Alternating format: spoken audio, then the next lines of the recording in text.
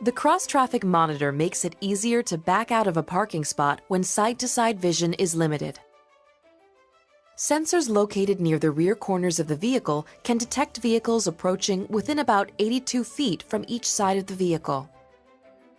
When in reverse with the multi-angle rearview camera in any viewing mode, the driver is alerted to a detected vehicle with an audible alert and amber arrows on the rear camera display.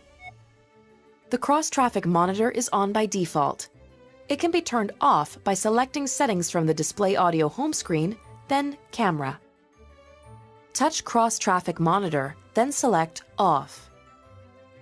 Then scroll down and touch Save.